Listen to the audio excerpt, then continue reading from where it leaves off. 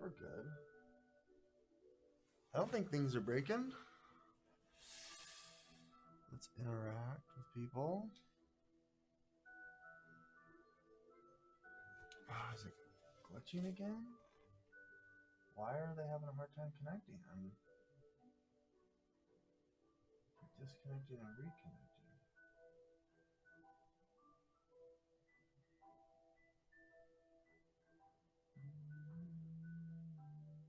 This is not good.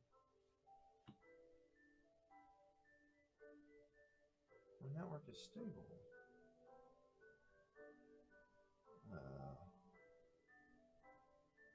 This is on you, TikTok. This is on you.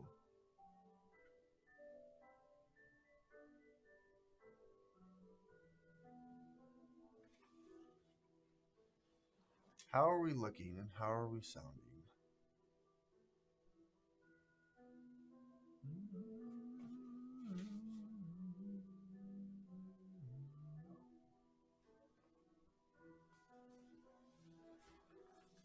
Sounds great.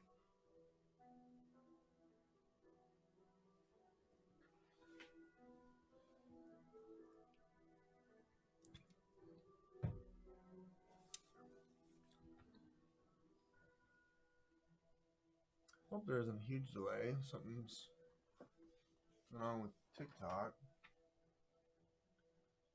Hope we could all just get along. TikTok doesn't want to get along. I bet. Ah. Oh my gosh. You just have to point to this.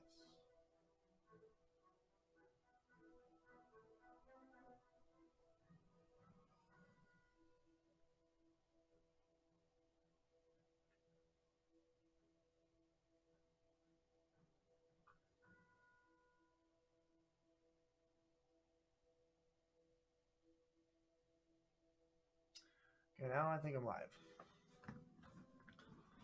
I'm hoping it's not laggy. It seems like it's laggy. Seems like it's definitely laggy. No? Okay, I think we're ready to go. I think TikTok is good. I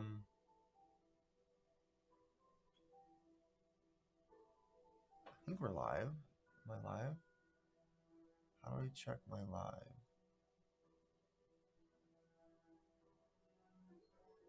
Oh. Why is it doing weird stuff? I really wanted to go live on TikTok. It's this new version I updated.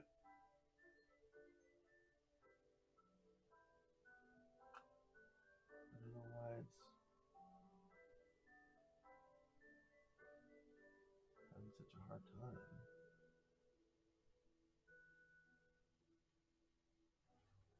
Okay, I think we're live.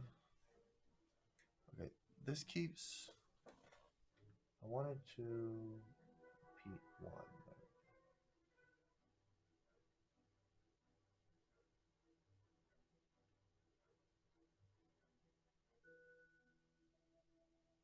Okay, ambient loop of 6. Okay, I think the live is working. I think it is. All right, I think.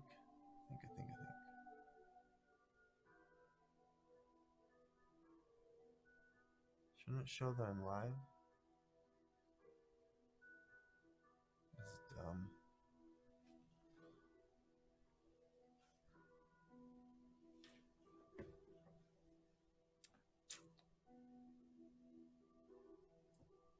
Am I not live? I don't think I'm live. Doing the thing again.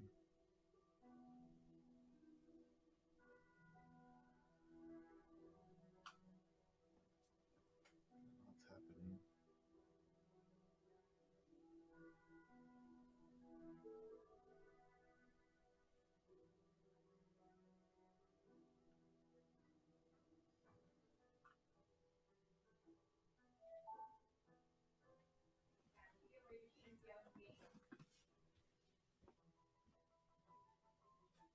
happening? That is not stable at all.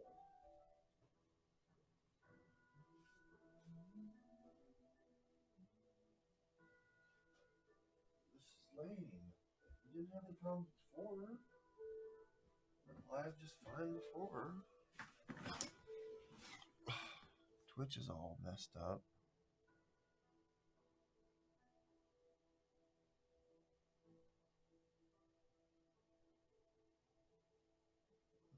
So is. Oh man, YouTube's not receiving it now? I don't know what's happening. What is this? Why is this trying to open?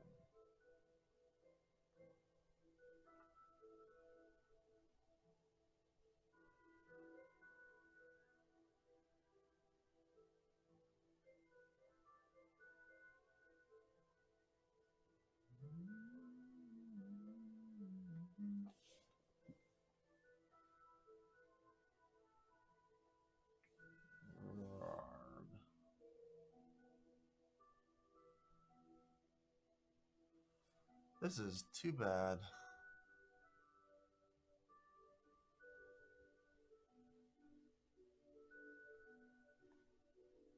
Okay, I think it's working. I take looking over here.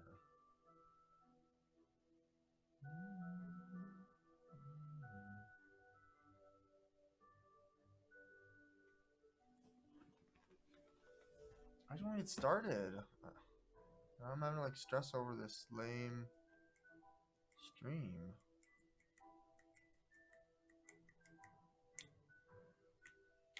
Not on Wi-Fi. I'm wired. Okay. I think we're good. Is it showing on live?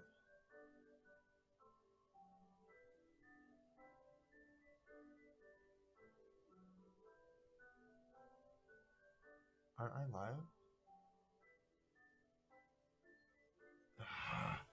This is so lame. Oh my gosh, it goes like 40 seconds and then boom, it's done.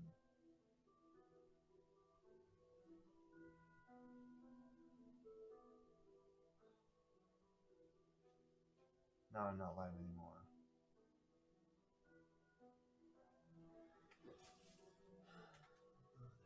Pearl.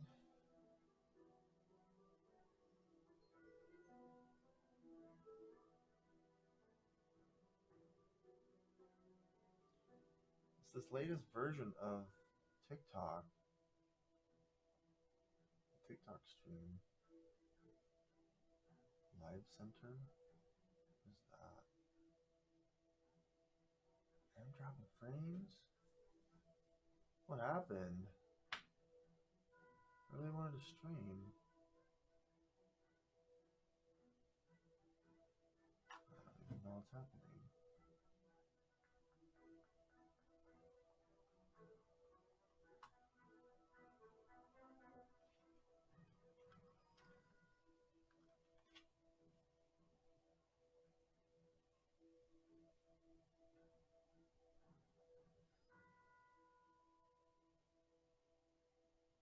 It's so slow.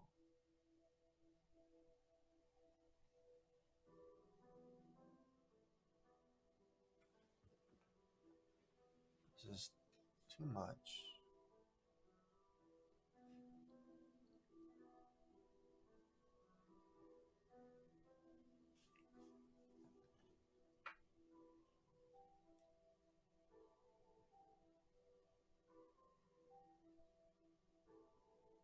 Testing a test.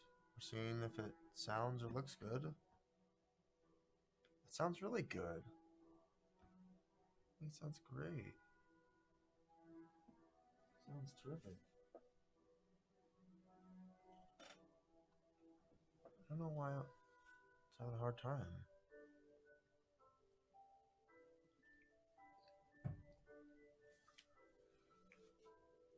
Sounds really good.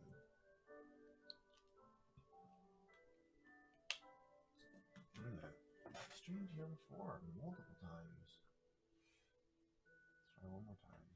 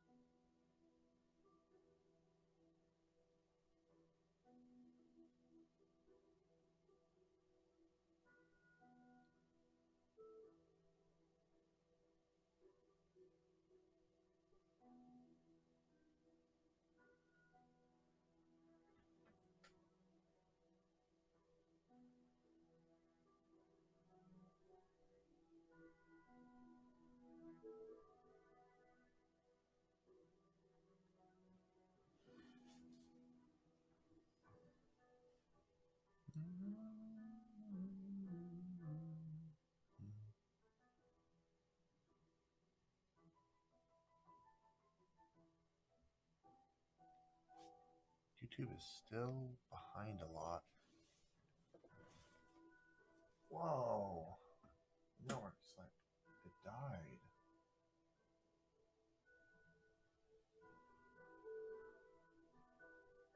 What happened to the internet? I wonder if today was the day that the internet went poop. It's like half a megabit. That's why. This place had a gigabyte or gigabit.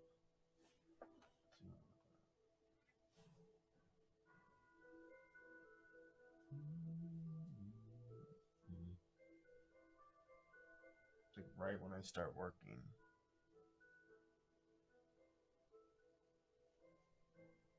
It really stinks. Internet is so slow.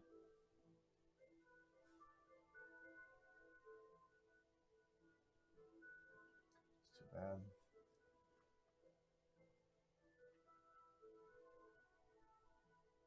I think it's working now. Okay. Let's try again.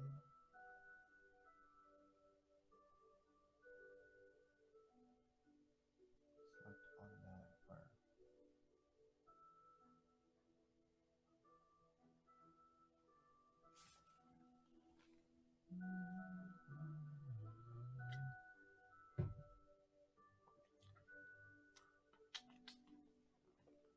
Wow, it's so slow. It's so poor.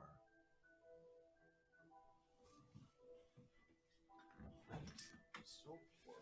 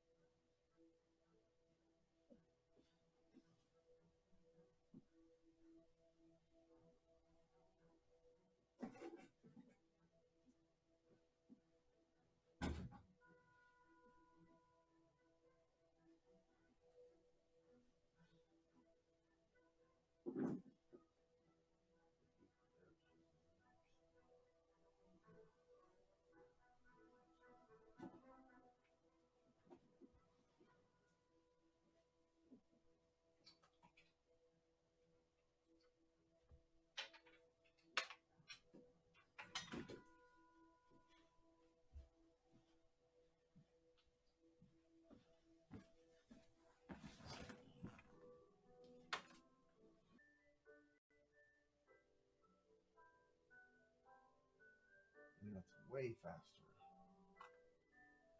Way faster. Should be back.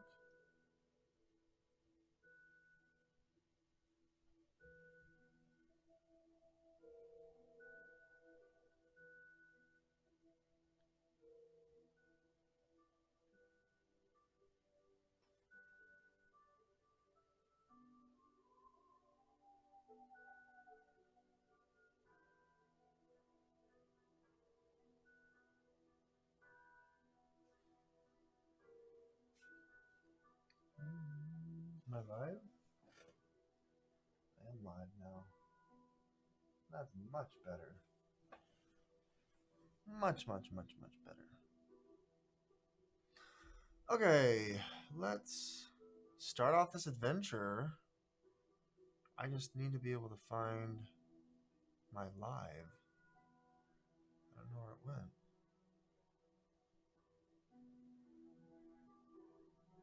How do I view my live? Hmm.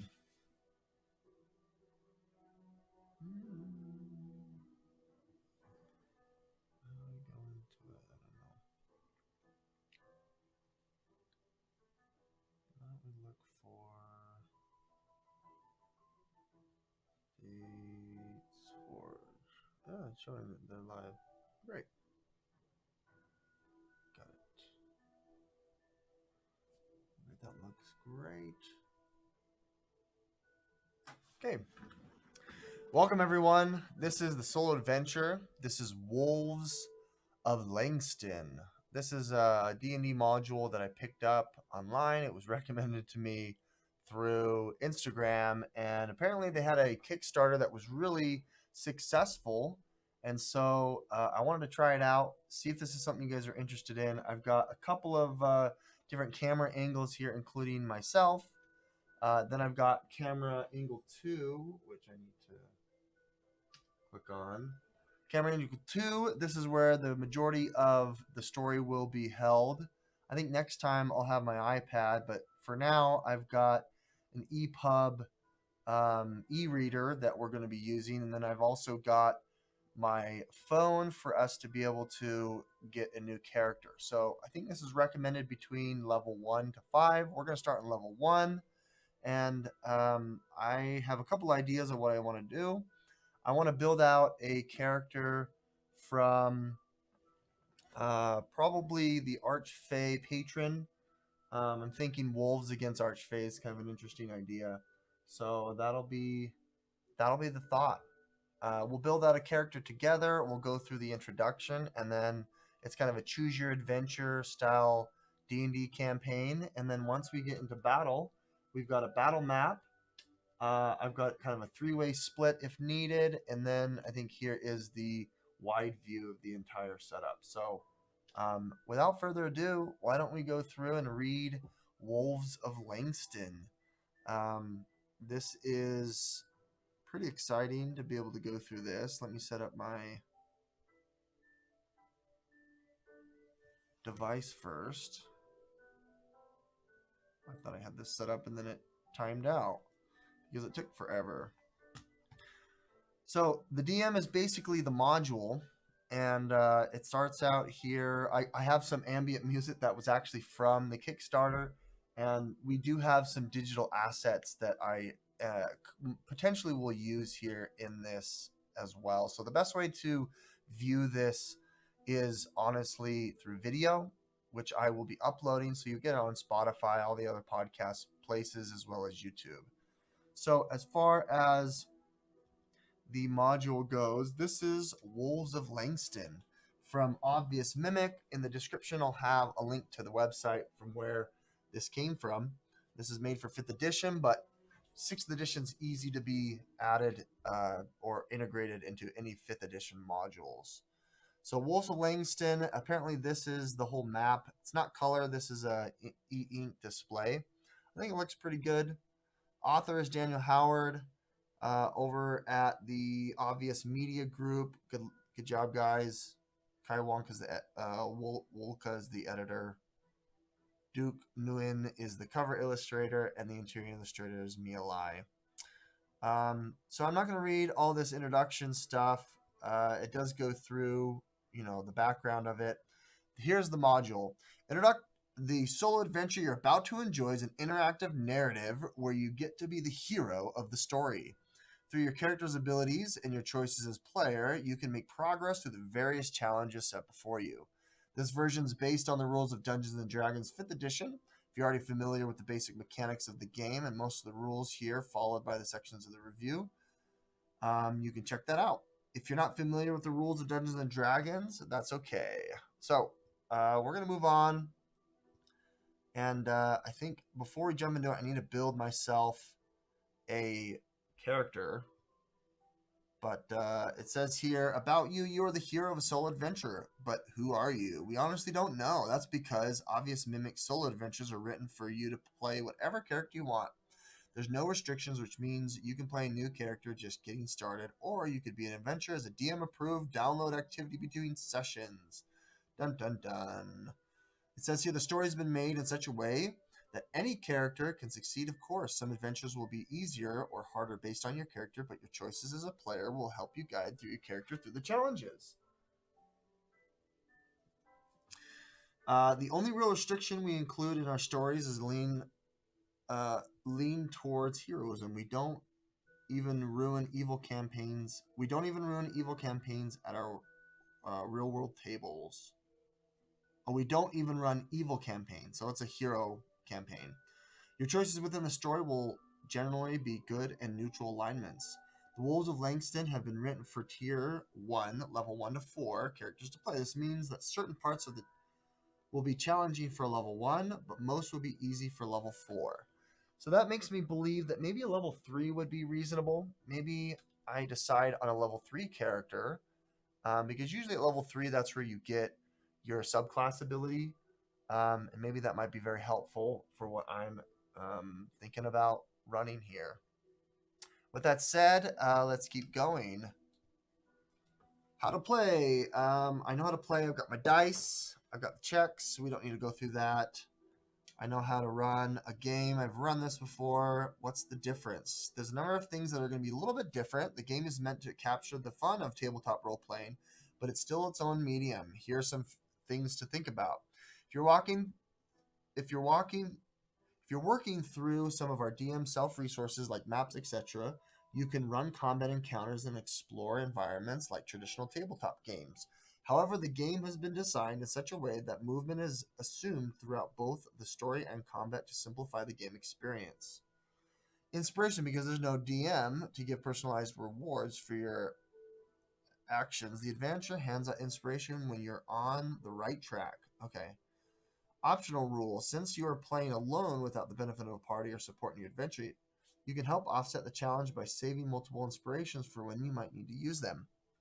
Taking action outside of the story. The solo adventure is a static work and cannot truly replace the immersive creativity of a group. Blah blah blah. Let's see. Applying a bonus or an effect to events in the story. For example, you could cast a cantrip guidance for a skill check to increase your chance of passing a check, or drink a healing potion whenever it makes sense to recover hit points. But what about the open-ended spells like illusion or enchantments? How do these work? The answer is it's up to you.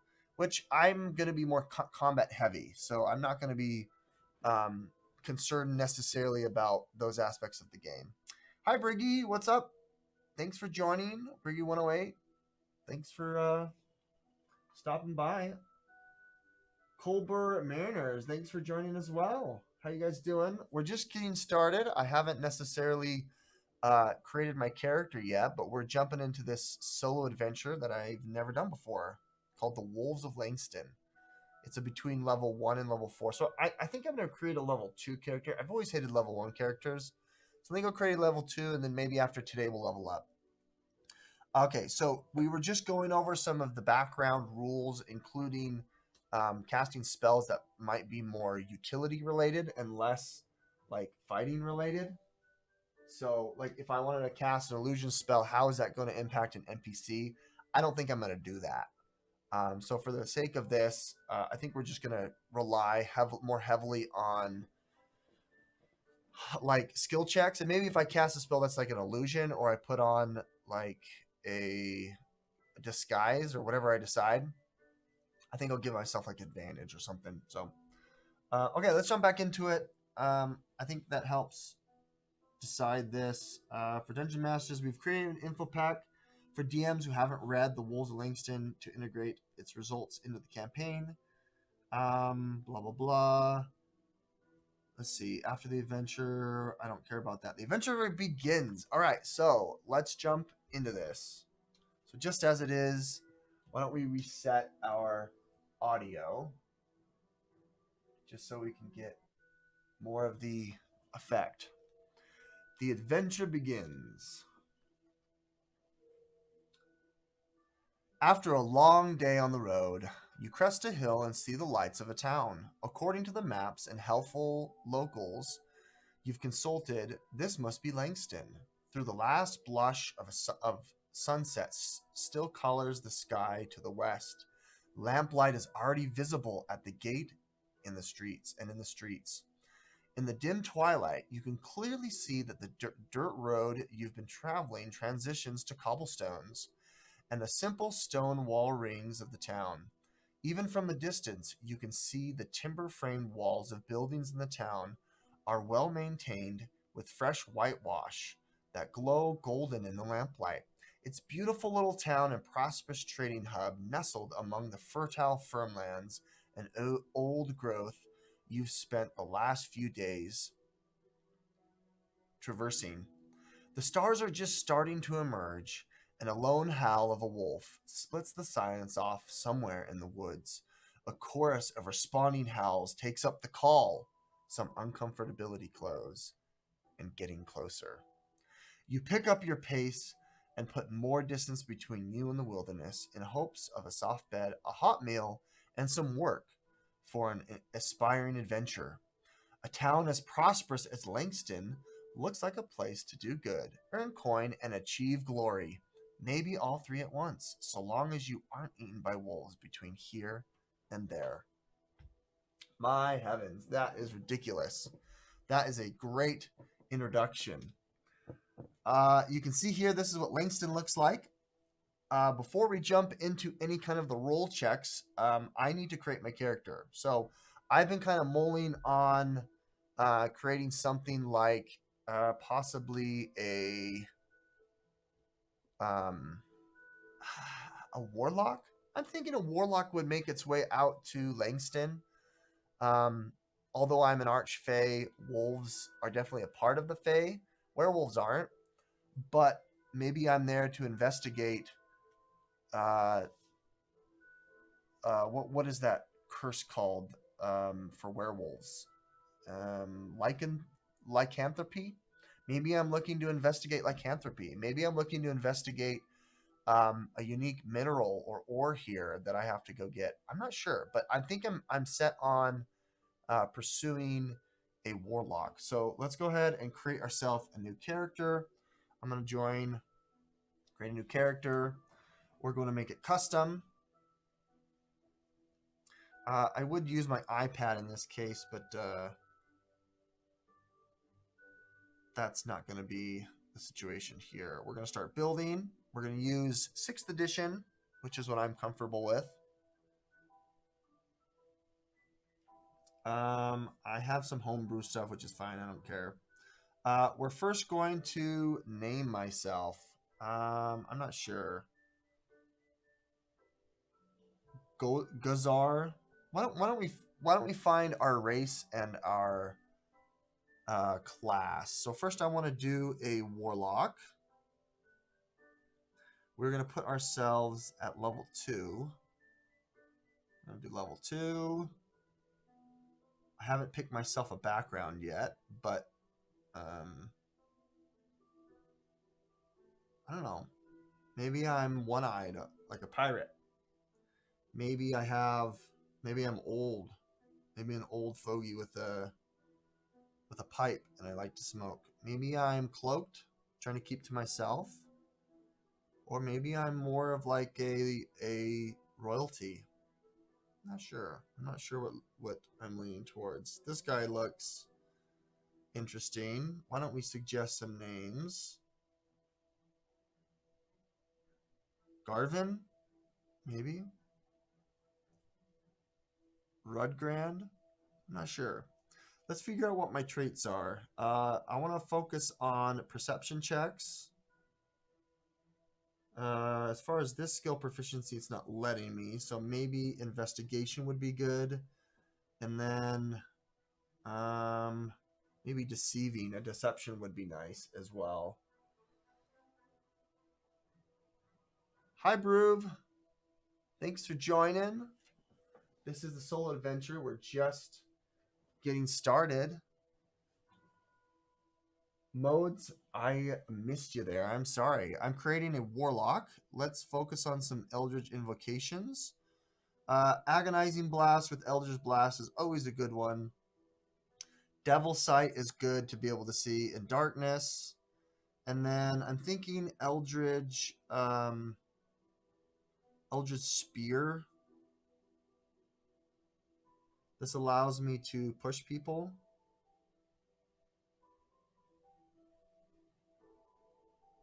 Oh, wait, no. I don't want the spear. I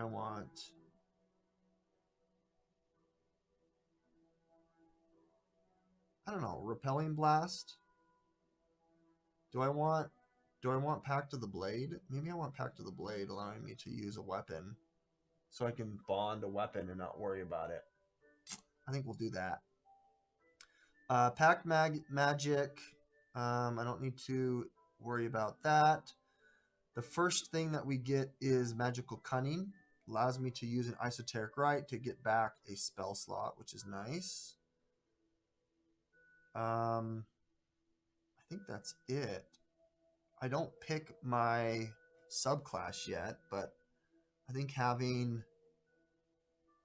that Eldritch Invocation is going to be nice. Devil Sight allows me to see in darkness.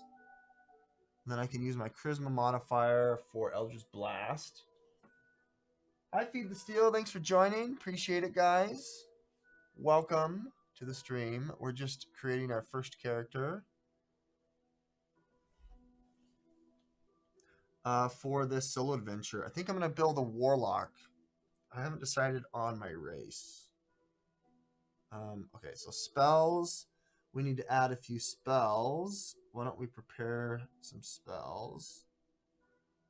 Clearly, Eldritch Blast is what we want to have. Booming Blade. I can use Booming Blade. That's probably a good idea. We'll use Booming Blade and Eldritch Blast. Those are two very good starters. I only have 2 cantrips. That's fine. We can learn Arms of Hadar, which is a nice one. If we get surrounded, Bane's a good idea. And then I think I need to do one that helps protect me. Expeditious Retreat's probably a good idea. Expeditious Retreat allows me to take a dash, but that's not the best. Tech Magic, maybe Charm Person, Cause Fear, Armor of Agathist. Gives me some temporary hit points. I haven't decided. I can't figure. Oh, maybe Fear, Cause Fear. That's probably a good one. Alrighty, we got our spells and our spell slots, our cantrips. I feel comfortable there. Are we missing anything else? Nope, I've got my cantrips and my spells. So let's move on.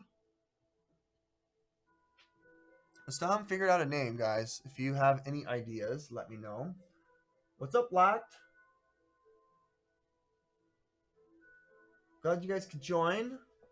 We are just building our character, a warlock. We're going to join the Wolves of Langston. Okay, so I'm going to choose, I think I'm going to choose a criminal background. That will give me alert, which will allow me to add my proficiency to my initiative. And then I want to increase scores by 2. We want our dex to go up and our constitution to go up. I'm okay with all the rest of these. I'm going to move on. So we're not spending so much time on necessarily the character. I think it would be nice to be an ASMR. So I think I'm going to pick ASMR. Just so I can heal and do light if needed. So we'll be ASMR. I'm going to be a size medium, which is fine. My speed's normal. Language. I think language will just pick common, goblin, elf, dwarvish, draconic, maybe draconic.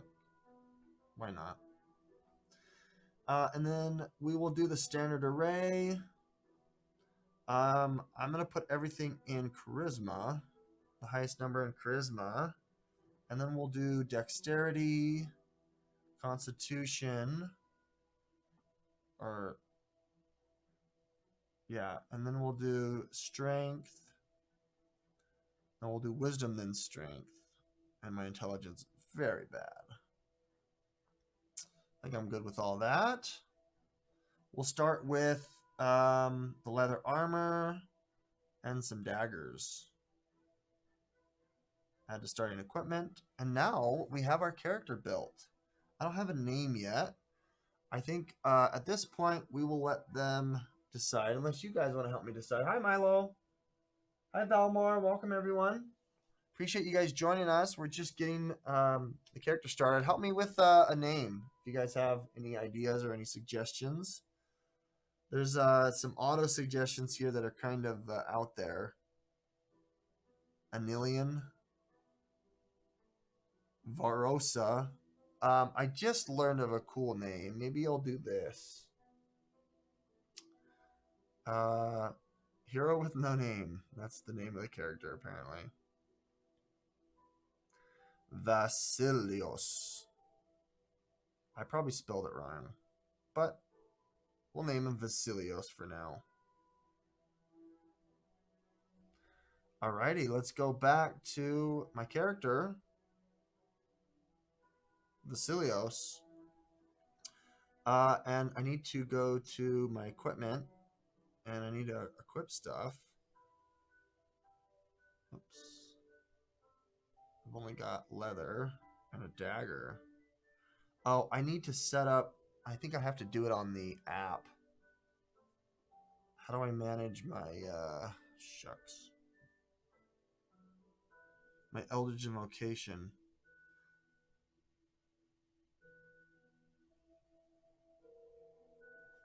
I have to do... It conjures a blade, and I think I'm going to do a rapier, so I'll just add a rapier to my inventory. I'll deal with it later. I may not have the ability to...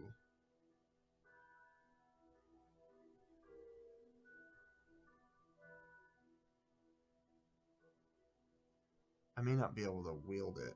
Maybe I can. No, I can. Why isn't it letting me tap it? There we go. Oh, I can turn it into a packed weapon. There we go. Boom. Rapier is a pack weapon. There we go. And now... There it is. Okay. So now we're ready. I can use my rapier, Eldritch Blast, and I've got some healing.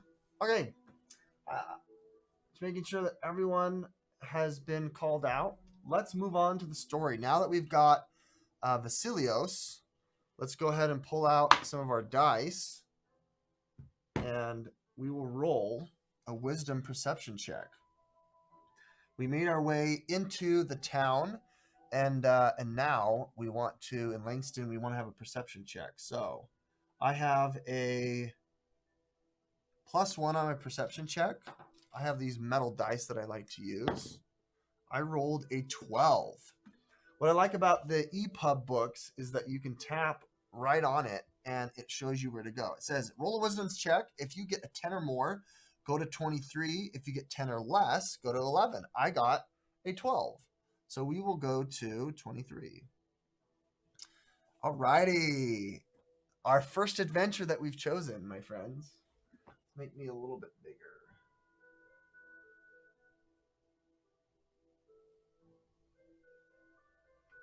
All right. Make sure I wave hi to everyone. So it says, your hopes for a meal and friendly conversation are dashed by what you find in the marketplace. More specifically, you're disappointed with what you don't find. It's empty, filled only... Why don't we move to this one? and make our way into town. Let's see if I can find myself a character. Who's Vasilios? I just want some food. I'm hungry. I have some characters over here. That's Strahd. That's an old geezer. I should have prepped my character. That's Strahd. And I don't have any of my characters here. Where are they? No. I have this guy that I painted ages ago, but he's all... We'll have a stand-in for now. Okay, I'm right here, making my way in town, and it says, more specifically, you're disappointed in what you don't find. It's empty. So you can see the town is completely empty, filled with a mournful hush. Street vendors are closed. Windows are shuttered. Lamp lighters have all passed through to fill the square with warm pools of light, but everything feels muted under the weight of the oppressive sadness. You're looking around for someone, anyone, when a solitary figure in a white robe... Let me zoom in a little.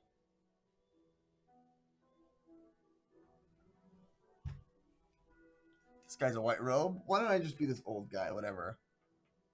This guy in the white robe comes up,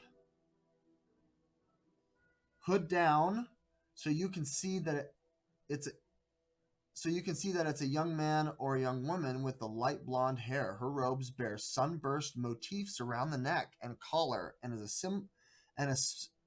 similar symbol made of gold hangs from around her neck. This appears to be a sun cleric. Call out to the cleric or follow her down the empty streets. Ooh, what do we do? I'm more of a criminal. That's the background that I took. I'm not evil, but I'm just curious. So looking at my background, what would I choose? What happened? Up. There we go. I'm a criminal, so I think I would try to hide behind her. So I let her pass, and I want to follow her down the empty streets. Hi, LV426. Thanks for joining. We're doing this solo adventure, and I'm going to go to 3. 3 says, you follow at a safe distance. Here's the cleric making her way down the street, and I am trying to sneak through. As you follow a safe distance and the woman never looks around to check, she is clearly lost in thought, fidgeting and muttering to herself from time to time. Her expression alternates between angry and terrified. You stay with her as she takes a few turns before coming to an inn, whose sign identifies as the Pickle Hen. You two are the only ones on the street, but she doesn't seem bothered traveling the town at night. You can see that the cleric, is a pretty young woman, but her eyes are dark with exhaustion and her mouth is lined with some taxing emotion. She pauses and takes a deep breath as if to steady herself, and then, as if setting a mask in place, smiles brightly and kindly at no one in particular. She lets herself into the tavern on the inn's first floor with fluid familiarity. She enters. You hear the sound of the people gathered and speaking amongst themselves, though the tone is more subdued than one typically hears in the tavern's common room. We've made our way into the tavern. I don't know how to pronounce your name, but you got money in your name, so I'll say hi to you. Hi, Money. Welcome to the stream. We're just going through the first act, I guess, of this fun little solo adventure called Wolves of Langston. We just entered the tavern of the town of Langston. Do I follow her in or hang back and look in the window to see what's happening? I think I would follow her in. After I've kind of realized that the town is barren and I hear voices and people making noise, I will make my way and follow her into the town. The town is here. My map is a little bit off. There we go. So she makes her way in, and I do too. We will have Strahd Vanzarovich. He's kind of chilling here as well at the bar. Now he'll be he'll be the barkeep. He'll be our bar. Hey golfer, what's up? Hi Shannon, thanks for joining us. We're just setting the scene here. We just entered in a tavern, with Strahd being the barkeep, the innkeep. We'll have a couple of these other NPCs kind of milling about. Some of them are kind of sitting here. This is my character. And then this is the lady that I followed into. I'm right here. I'm about to go into the town. So I'm a warlock, and I'm a criminal. So I'm kind of excited to see where this takes me. Okay. Let's see. I'm going to follow her into the inn. Go to 34. So I need to have my other camera up. I think it's cam 1. Yes.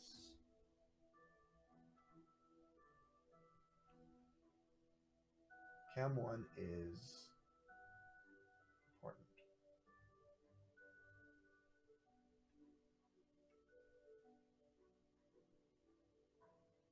This is our story.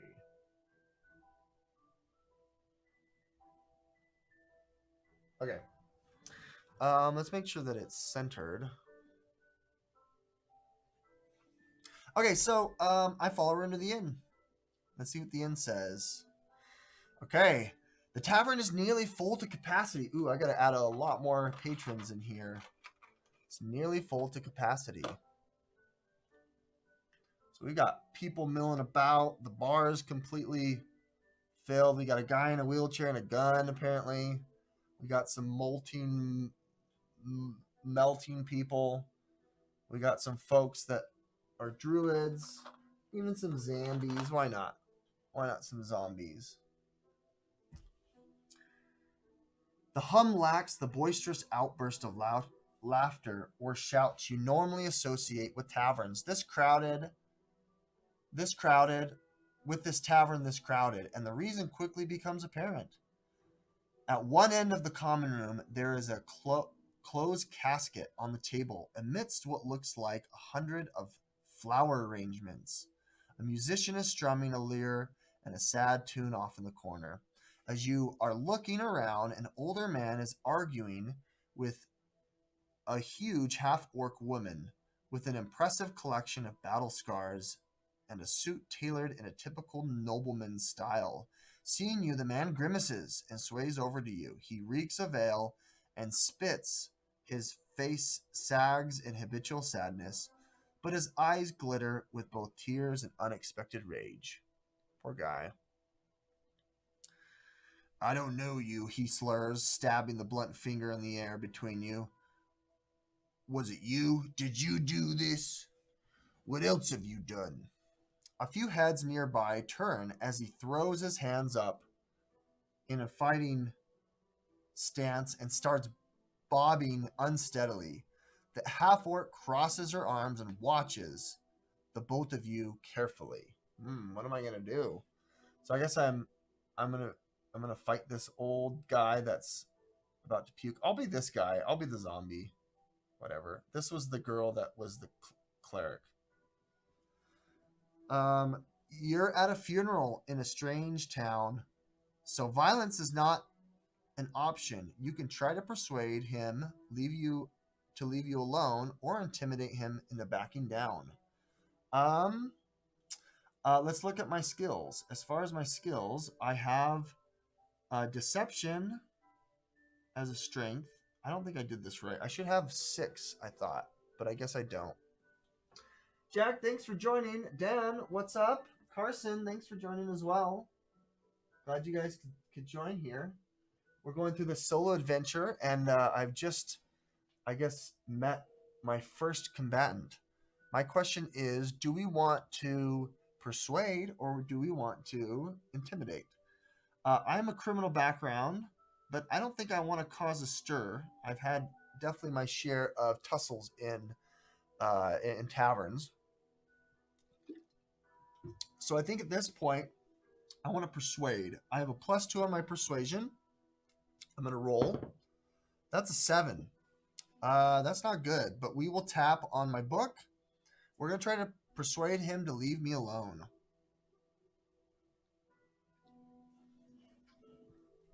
You raise your open hands and assure the man calmly that there has been some kind of mistake. There's no need to fight, and certainly no need to ruin the somber event. Roll a charisma persuasion check.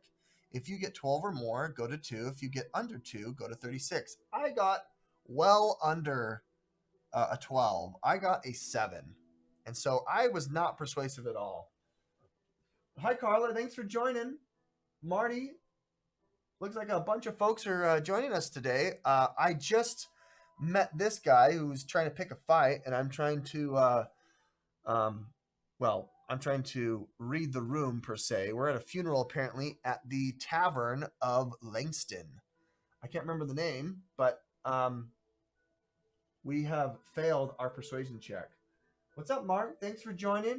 Appreciate you guys being here. I hope I didn't miss anyone. With that said, we are going to fail the check. We got less than 12. We're going to go to page 36.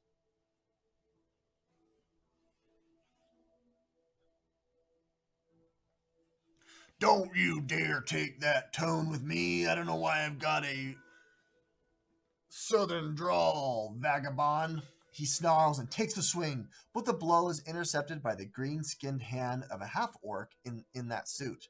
Her large hand is crisscrossed with scars and easily engulfs the man's fist. We'll say this lady right here. I think that's a lady. She comes over. She's not in orc attire, but she will grab the fist of the man that's trying to strike me. Enough, she says. Time to go. Yeah, sure, Tanya, he says. I mean, Mayor Anathram. I don't know how to pronounce. Anathram. I mean, bye. The drunk slinks unsteadily out of the door and leaves the tavern. You're about to say that you could have handled him on your own, but you see the half-orc's hard stare. Now I've got this half-orc at me, staring. Oof. Thanks for joining, Scott. Appreciate it. Okay. Go to page 44. Looks like we failed that interaction. Let's see what happens at page 44. What happened? I need to go to 44. That link was broken. Oh no, we're spoiling everything. Don't look. The female half-orc in the tailored suit looks at you, eyes scanning up and down. I'm Tanya Anathram, mayor of Langston, she says with a nod, her common heavily accent with the guttural orcish twang. Oh, it's a twang. I may have used it for you. Please stay for the funeral. I speak to you after. That sounds more like orc, right? Now what? Next page? Oh, she looks awesome. Look at that. She looks fantastic. Well done, Tanya. You try to reply, but she's already walking away as the ceremony begins. Okay. Oh, did my camera die? Shoot. My camera died. Hold on, folks. My camera died. I should have charged it. What's the daisy?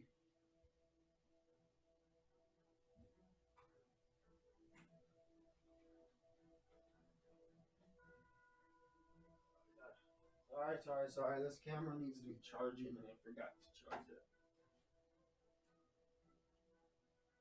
It does that sometimes. I'm still here, just hold tight. My apologies. Battery very hot.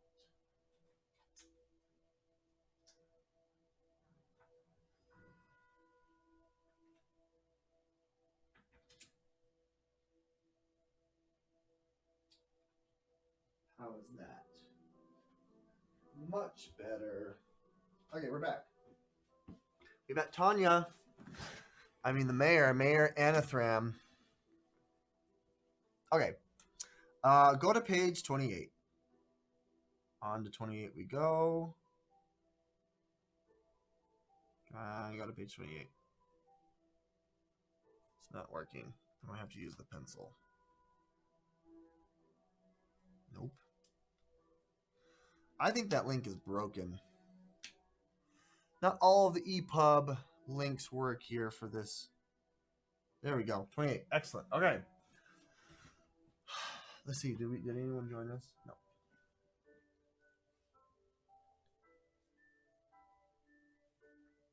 Okay, where are we at? The middle-aged human couple gets up and introduces themselves as Mabeline's parents. Though from the murmur of sympathy coming from the crowd that seems well known, thank you so much for coming out to say goodbye to our darling girl with us, the mother says. She was a ray of sunshine in our lives from the beginning, and we can see that she touched the lives of many of you as well. She was relentlessly kind, generous, and patient. We will all miss her dearly. The father of the deceased clears his throat. His glassy eyes. We are so very grateful for the people of Langston. You made our daughter's life a joy. You're making her loss more bearable. But we will not be seeing you for some time. A murmur runs through the crowd, but he holds up his hands for quiet. Every brick and blade of grass in this town reminds us of what we've lost. Every time we see your kind faces, we can only see the torn and broken body of our treasured daughter. So we will leave and trust our capable mayor to bring the killer to justice. We will keep our peace at home, where we feel closest to our daughter's memories, but we pray you bring the killer to swift justice. Yes! Yes! I will kill the killer. Or I will bring the justice to the killer. As he speaks, heads of the crowds turn to the mayor, who just nodded to the citizenry. When you turn your attention to the grieving parents, the father cheeks are wet with tears, but his teeth are gritted in mute rage. Laying a gentle hand on the husband's arm, the deceased's mother speaks up. But we are not only ones to suffer a loss, she says in a crackling voice. We had Mabeline for her whole life. The love of her life was cheated. The love of her life was cheated out of the rest of us. Tomlin, darling, we love it if you could say a few words. Hi, user. Thanks for joining. Elena, welcome to the stream. Appreciate you could join us. We are just starting this really exciting adventure. The parents of the dead woman step aside and her fiance takes the place of the podium. Page 32.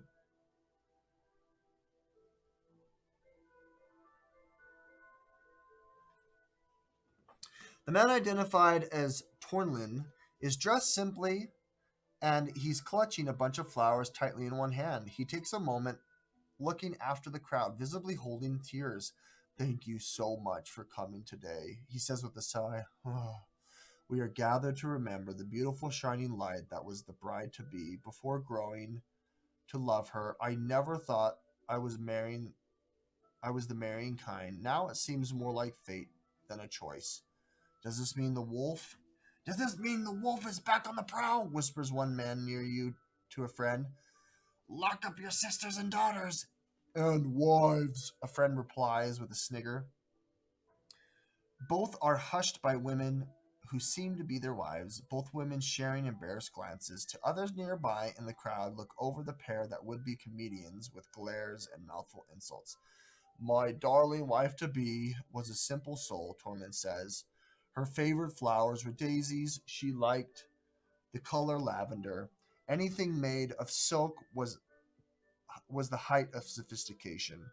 Despite Torlin's grief, the two men are still whispering lewdly and sneeringly.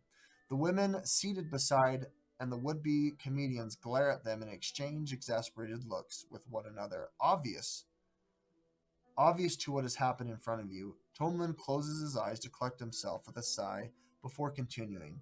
To put it simply, Mabeline's death has torn a hole in my life that cannot be filled, but I will try, work with help, I'm sure, and give back to all of you who have done so much for me, especially in these dark times. I can only try to repay your kindness. I truly love you, and you are all welcome to my home anytime.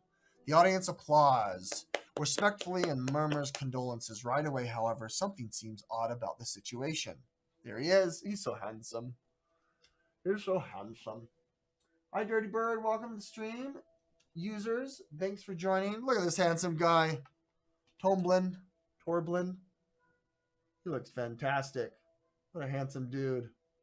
Only I aspire to be as handsome as him. Thanks for joining, guys. Mar Lucas, thanks for joining as well. Welcome, everyone. Glad you could make it. We are just wrapping up the funeral of the story. Let's see what happens. You may either use an investigation check or an insight check. Let's take a look at what I'm good at. Investigation is very good. I have proficiency at it, so I will roll a +1. I will do an investigation check. Or, yeah. Go to page 12. Come on, 12. These links don't work sometimes. No. There we go. You're positive that there are details you're missing, so you turn your attention to what's happening around you. Roll an intelligence investigation check. If you roll a 10 or higher, go here. 10 or lower, go here. We have a +1. Yo, modified 20, baby. Ooh. Mike, that deserves a cheer in the chat, don't you think? Do I deserve a cheer? We made our roll, so that means we are going to be going to page 9.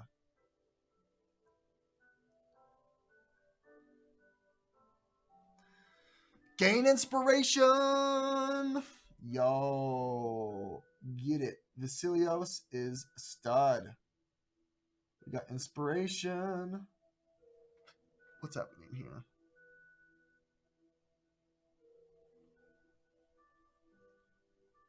Did I lose my character?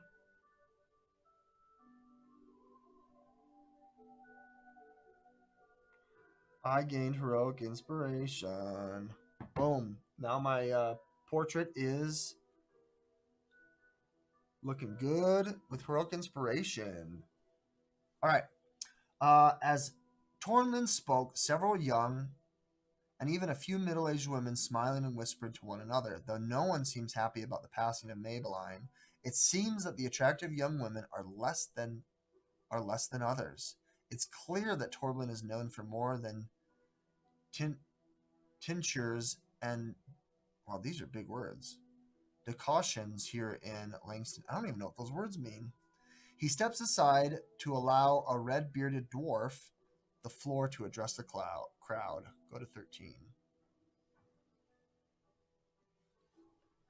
The dwarf is dressed in hides and homespun cloth. I will go back to this.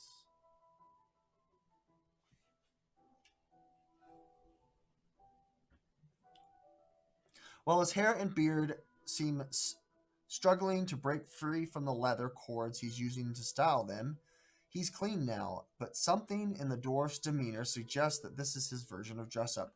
"Welcome, people of Langston," he says in a warm smile that makes his eyes sparkle. "As sad as I am to see Maybelline return to the earth, I want to remind Langston to choose life. As you know, I'm grateful my circle assigned me to Langston." There's a murmur of assent in the crowd and a few raised glasses. "And you have made it so easy for me. You've respected the forest and its inhabitants, and in return I have been happy to act as both spiritual counsel and the guiding hand for the forces of nature around us. I join you in grieving the loss of a wonderful member of this community, and I hope that you will join me in welcoming her back to the cycle of life. Ooh, I'm a little leery of this guy. He seems a little too okay with the death of her. Hi, Abby. Welcome to the stream. Hey, Justin. Thanks for joining us. We just met another NPC. We are at a funeral, apparently, in the middle of this tavern. And I got inspiration from my last check I did. I got a modified 20. We're listening to, I already forgot his name, this dwarf. Shucks. He murmurs a spell, and as his hands begin to radiate a faint green glow, but he's interrupted by a sneezing fit, after which his beard and hair thicken and stand on end. He smooths his hair and regains his composure. Excuse me, he says with a deep growl in his voice. He clears his throat and completes his spell, causing a splash of extraordinary bright wildflowers to bloom on the dais in which the casket rests. What is that, a druidic flourish or something like that? I can't remember what the spell is called.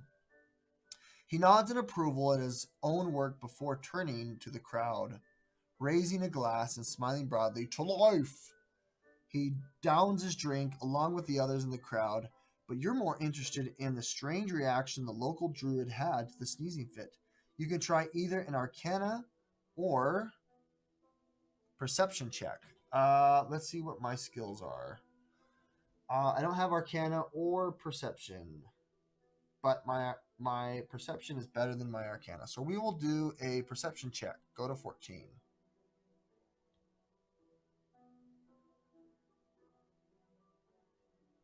You focus your senses on the bushy-haired druid, especially the odd changes that occurred during the sneezing fit.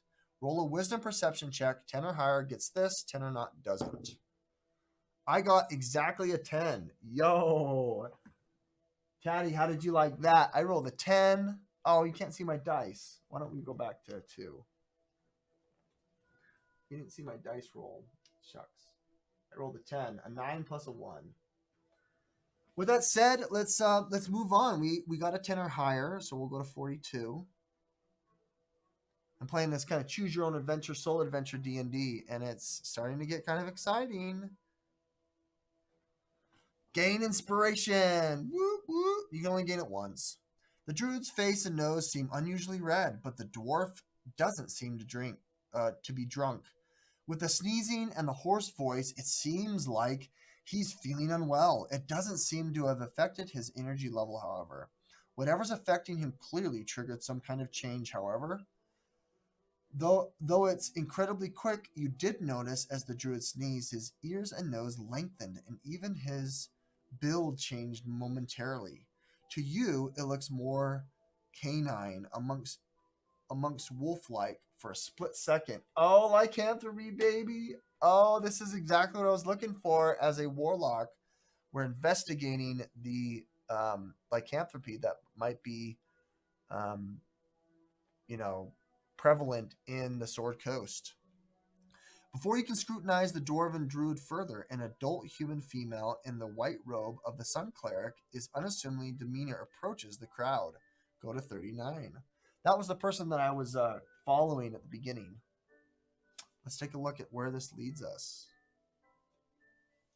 Though she has been meekly standing behind the speakers, the Sun Cleric seems like a different person behind the podium. She speaks clearly and stands up straighter and seems possessed of a confidence you didn't get from the same sweet but little scattered youth woman just moments ago.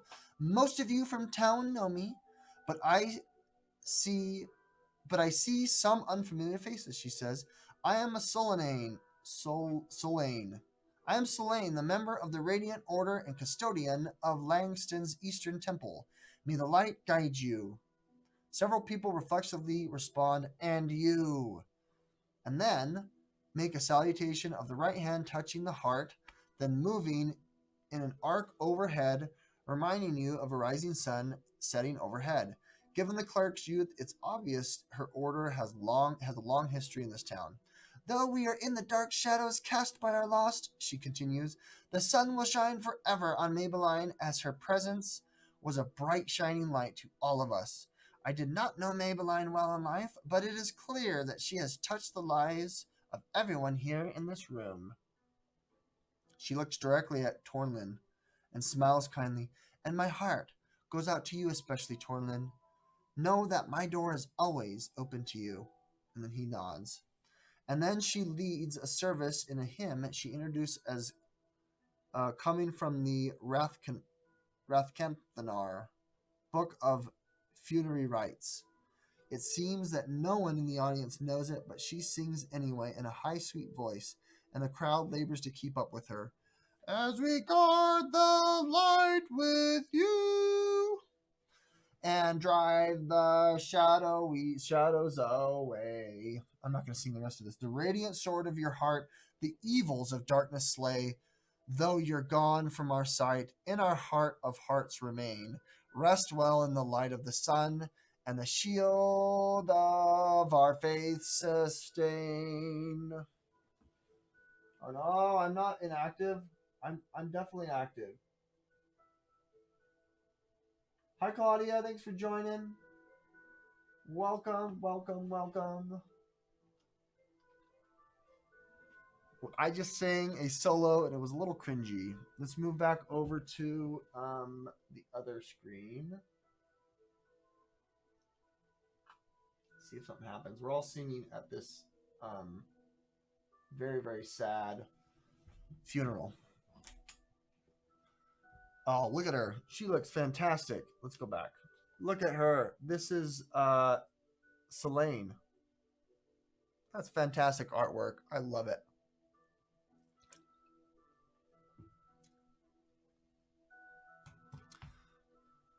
Though the cleric appears to be earnest and sincere, the difference between the woman you met outside and the one standing before you is now stark. You may opt to roll either a religion check or an insight check. My insight is a +1 and my religion is a -1. So I think I'll do an insight because I am better at insight. And with this, I'm actually going to use my inspiration. I don't want to fail. So I will use my inspiration. They give you inspiration. It's pretty common to get inspiration in the solo adventure. So what happened to my character? Whatever. There it is. Okay, so we're gonna roll with advantage, and we're gonna see if we can get it. The cleric's role as a spiritual leader clashes with the shy demeanor she displayed earlier, so you consider what may actually be motivating her. Roll a wisdom insight check. With advantage, I got a 13. Excellent. I got a 10 or more.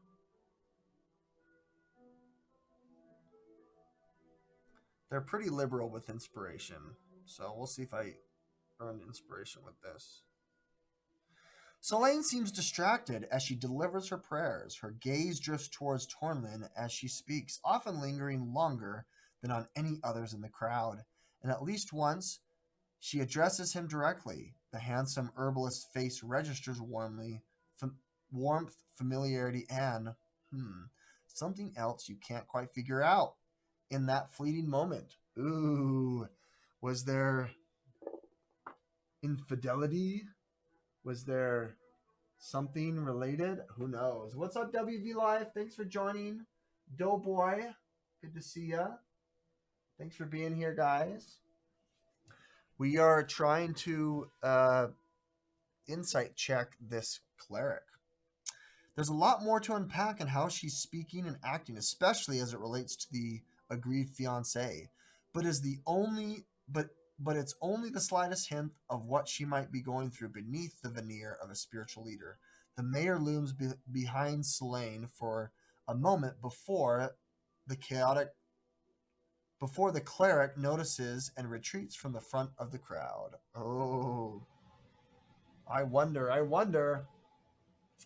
Let's keep going. As Selene recedes to the background, the half-orc mayor stands rigid with her hands clasped behind her back.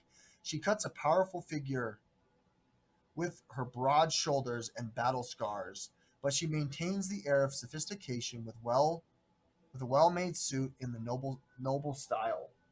I also want to switch to this.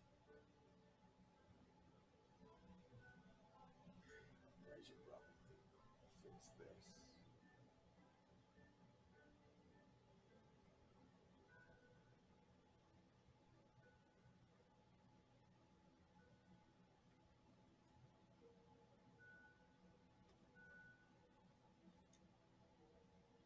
Though her heritage stands out to you in the mostly human town of Langston, no one else seems to notice.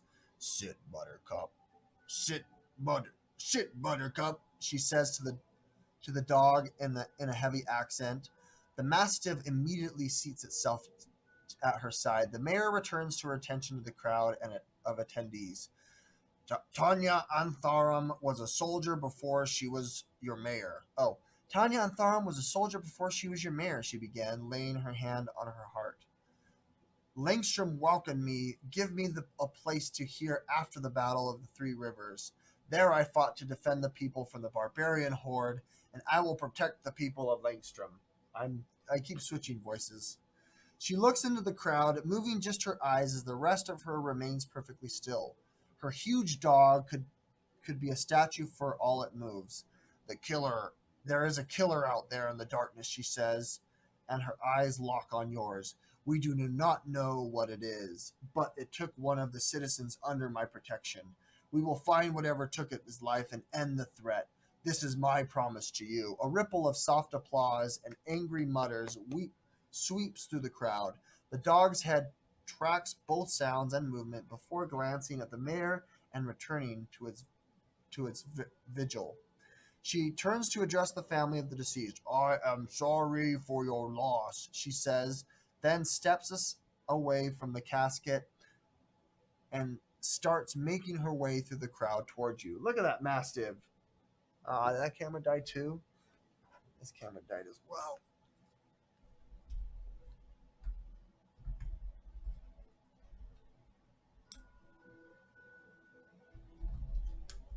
May only be able to last as long as these cowards, as long as these cameras last. Let's see if we're back. Yes. Whoa! I didn't mean to do that. Okay. Okay, there's the dog. It looks beautiful. Look at that mastiff. Such a beautiful pup. Moving on, she makes her way to where you're standing. You can make either a history check or an animal handling check. I don't think I'm proficient on either of them. Animal handling is +1, and a history is -1. So we'll do animal handling. Mayor Antharam's dog is incredibly impressive in its training. Roll a wisdom and animal handling check. 10 or more. See if we can do it.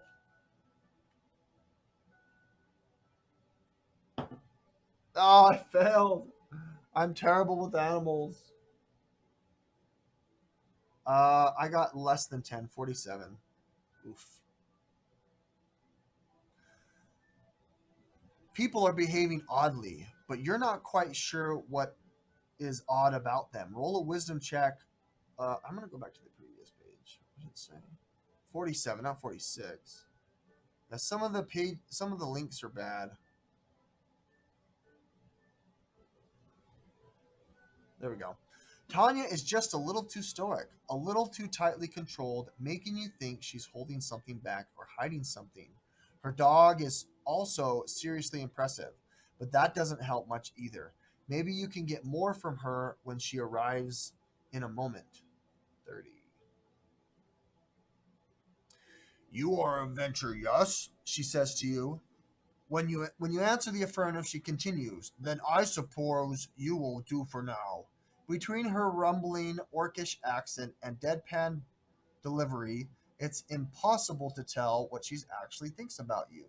But she does make a sweeping gesture towards the bar and then starts off. This stern woman is obviously known for pleasantries. Hi, Avi. Welcome to the stream. Thanks for joining. Now we're back at the town in the tavern. We just met that half orc lady who's very, very impressive. I do have a dog. I don't have it on me, but why don't we use a little pup? Do I have a little pup? I don't. I think I have like a little weasel. We can add a little weasel if we want.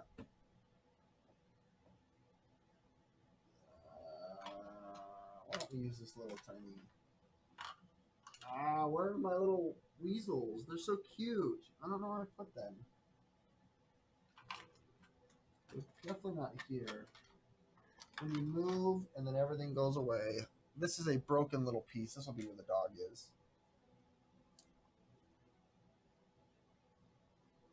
As you follow behind her, she stops to speak to an aproned, balding man you can only assume is the innkeeper, who is Strahd von Zarovich. And the town will pay the investigator's room and board. Wait. Is this acceptable? The innkeeper cuts a glance at you and nods. Their business concluded, Mayor Anthram returns you to with a key to your room and asks you she would like to hire you. I know your type, adventurer, mercenary, hero for hire. It doesn't matter what you call yourself. The people are scared and they need someone, so I'm hiring you. And since you're an outsider, if you fail, it will not reflect badly on the town. You start to thank her, but she cuts you off. Don't you know yet, she says as she holds up her hand, that I may not get time to do so. If this killer gets you next, you're here for the people and for me. As long as you're investigating this young woman's murder, we will pay for your stay. You will you will come to you will come to the town hall tomorrow, and tonight is not the time to discuss the details of the case. Sleep well. Okay. Looks like I'm headed to sleep.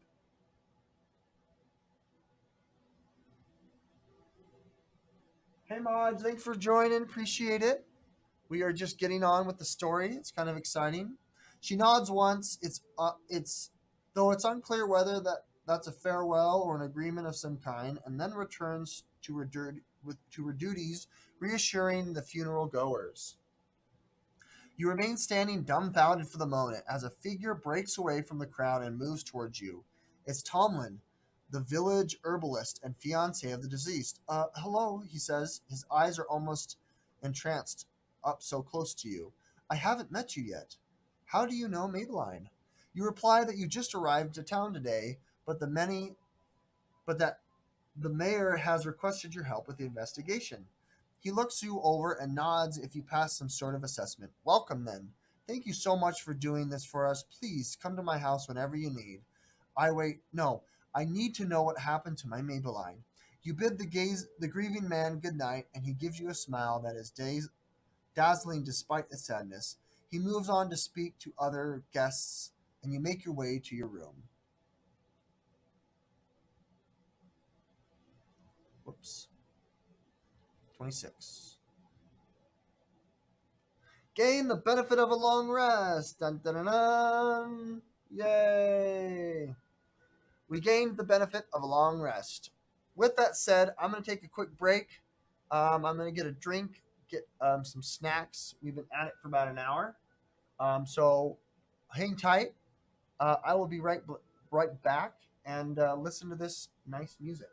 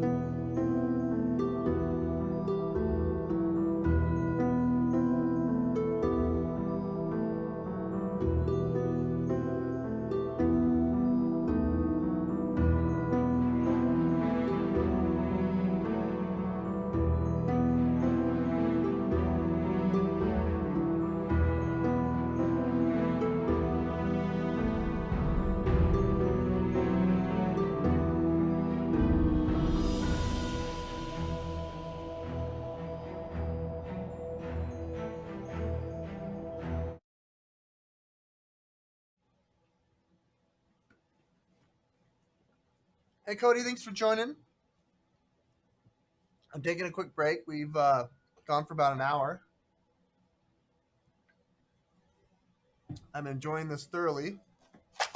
So, just to recap so far, we have made our way into the town of Langston. We followed a cleric into the tavern. Turns out that they were holding a funeral.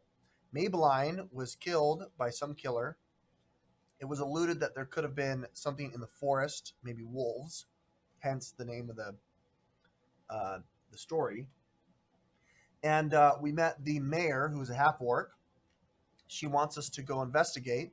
We met the fiance, who seemed a little odd or had some weird relationship with the cleric. And then we met some other folks who were kind of leery of my convenient entrance. So that's kind of where we're at. The funeral ended. We were provided room and board while we investigate. And now it's the next day.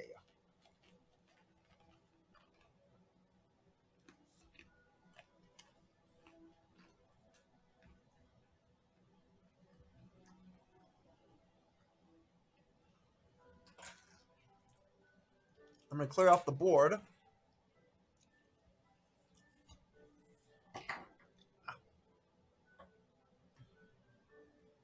See what this looks like now.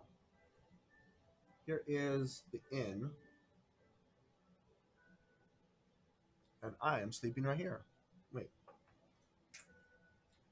What character was I? I was a zombie.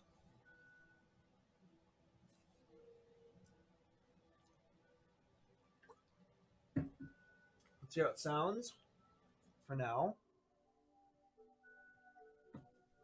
Honestly, I wasn't aware that solo D&D was a thing. I'm interested.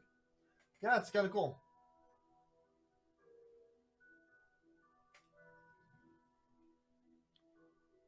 Okay, my audio went kind of haywire.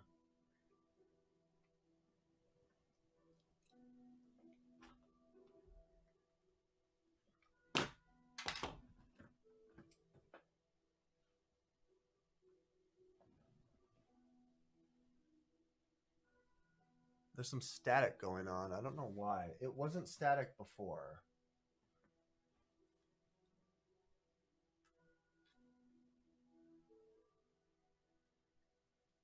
There's some serious static.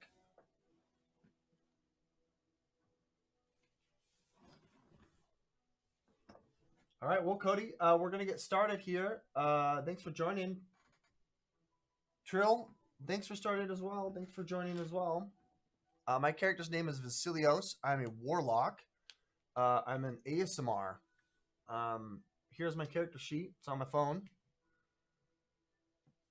And we haven't gotten to a fight yet. We just went through the introduction, and now I'm on the next day. Hey, Jamie, thanks for joining. Appreciate it. Let's jump back into this solo adventure. It's kind of fun. It's kind of a choose-your-own-adventure D&D style. I will be interacting along the way, and let's jump into it. Okay.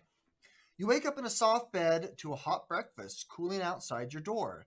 This must be better living than camping by the road. So it's probably time to meet your benefactor. With the help of a few locals on the streets, you make your way to the town hall.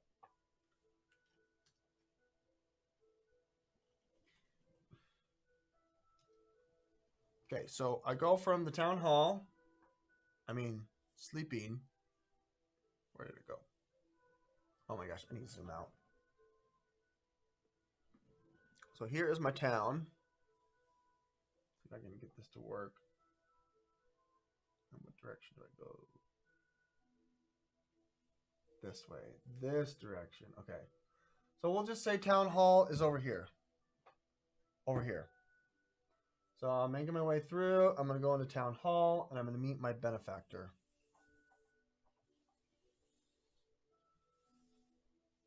Here's town hall. Looks like a stable. Okay. With the help of a few locals on the street, you make your way to the town hall. The inn's common room is a bustle of activity as quiet townspeople load flowers from their funeral into a wagon in front of the inn. The body of the deceased is already gone. After weaving your way through the workers, you find yourself outside where passerbys are deliberately ignoring the, the wagon full of blossoms. With the help of a few locals in the street, you make your way to the town hall. The town hall is a multi-story building, but not much larger than the surrounding structures. It isn't made of a similar it isn't made of the similar timber walls as the rest of the town, and it is instead a much sturdier stone structure, so it's likely predates the town's growth.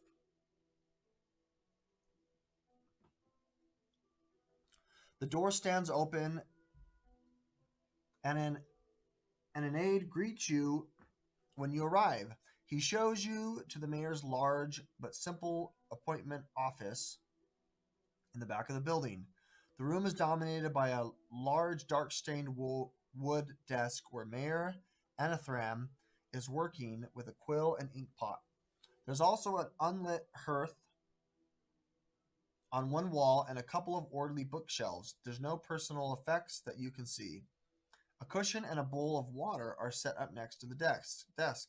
The mayor's mastiff is lounging there, watching you intently as you enter. You can greet the mayor or pet the dog. I'm going to greet the mayor. I'm bad at animal handling.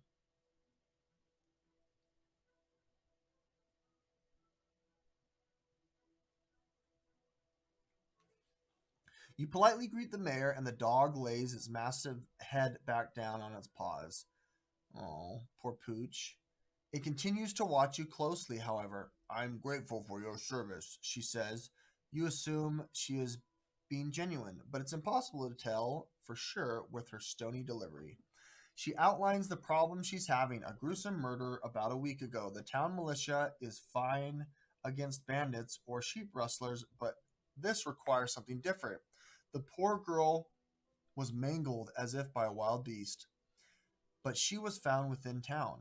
Besides, Roy keeps the woods free of monsters and supernatural hazards. Besides, she says, you're an outsider and therefore expendable. It's the mayor's role to protect the town, not every drifter that wanders in. Wow, that's pretty crude. Where's my character? The town will pay 320 gold pieces to eliminate the threat. That fee is not negotiable, and Mayor Anthram gives you an impression that it will be bad for your health to try. If you accept the job, 48. If you reject the job, go to 5. I'm going to accept. I'm not dumb. I mean, I came here on purpose. It's in for the yellow welcome. Do you think we should join? You should take the job? I think we should. I'm interested in joining or earning money. I'm also interested in lycanthropy. That's the reason why I came here. I want to see its effects. I have a history with lycanthropy. I'm a warlock. I want to go through and use my patron that hopefully I can swear to soon to help cull this evil, gruesome curse from Sword Coast. All right. So I'm going to accept the job. Go to 48. Excellent, the Mayor Anthram says in a gravelly tone that you can only assume means she's pleased. Let us begin. Please speak to Mabeline's fiance. He's the herbalist who lives in the western edge of town, where he tends his garden and makes medicines for townsfolk.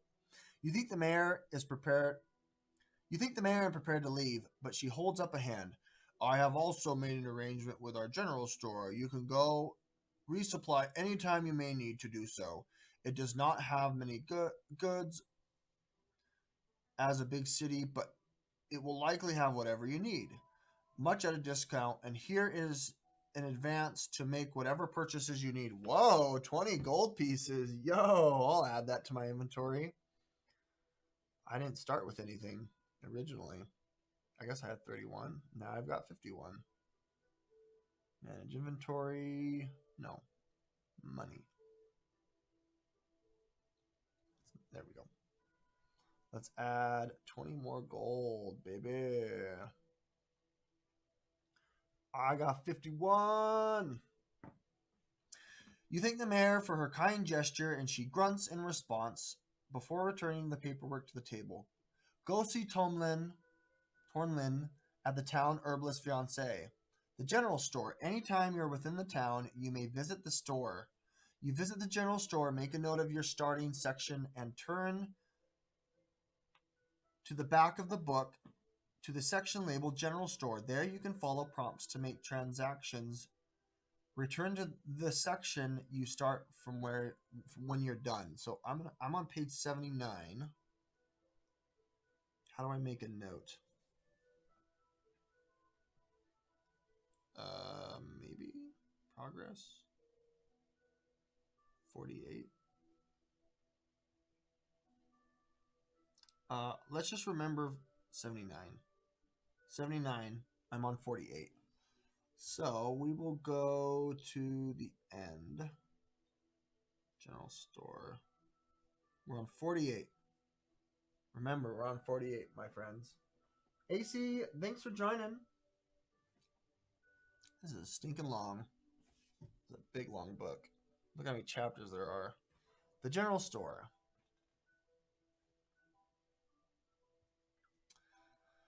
The general store smells of sawdust and is always well lit with well-loved oil lamps. Decades of neglect, dusting means that the windows are so thick with sediment that it's impossible to tell what time of day is outside. The proprietor greets you with a warm smile and offers to help find you whatever you need. He reminds you that the potions are especially good here in Langston, thanks to Tornlin the herbalist. Okay, so we got adventuring gear, bedrolls, blankets, bottles. Let's see what else we got.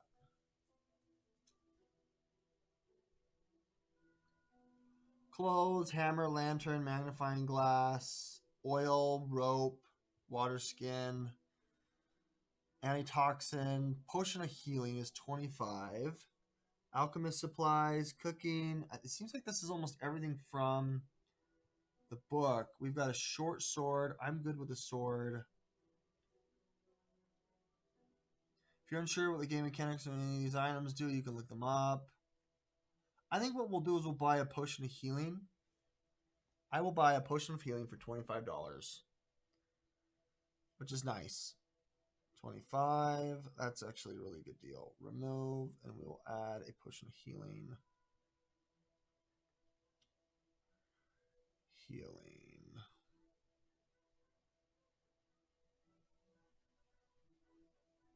Potion of healing. Add to equipment.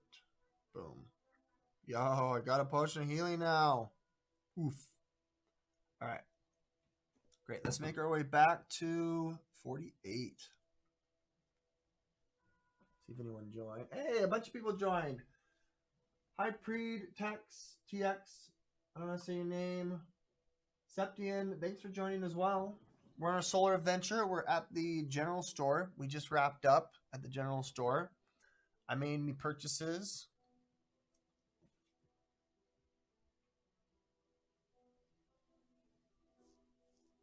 And now we're ready to go back to 48.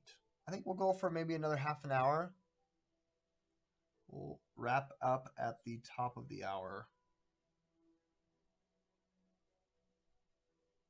Great. All right, we're going to go to 49. Maybelline's fiance. Oh, we're in chapter 2. Oh my goodness, we're in chapter 2. Yo, check it out.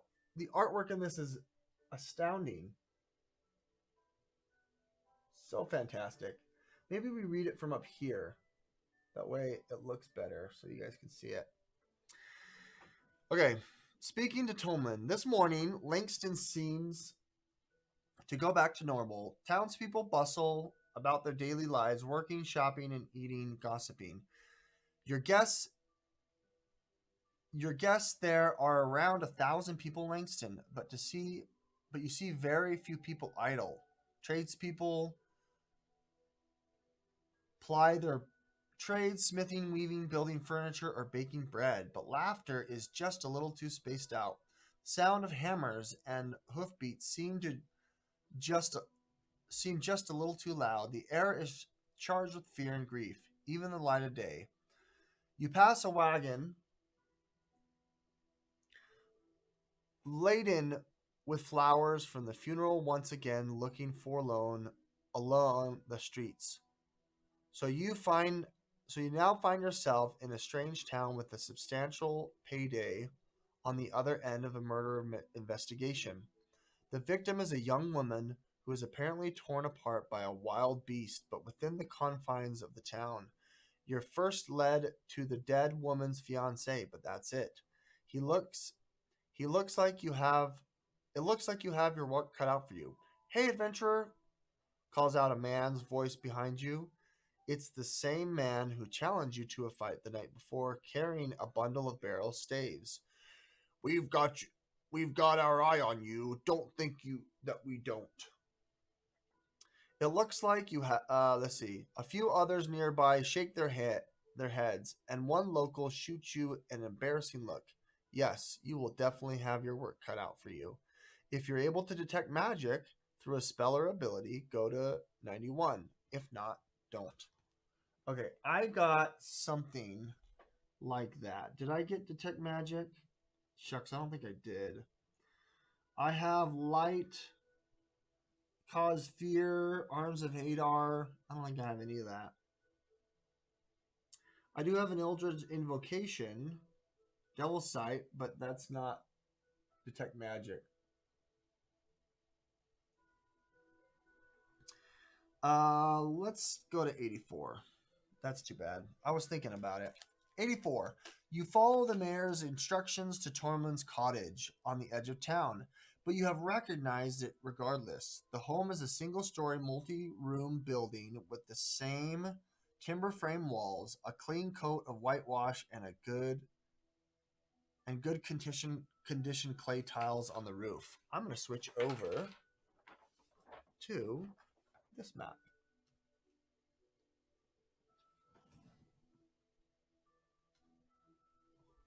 We are now at the town. Oh, where did my character go? Oh, did I launch him off the? No, you're over here.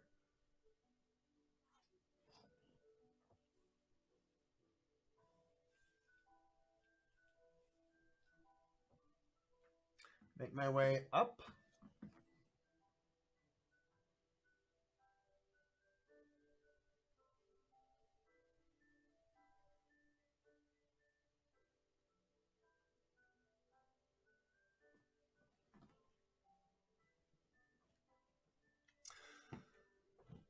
The home is, let's see. However, each visible window is nearly obscured by lush flower boxes bursting with color.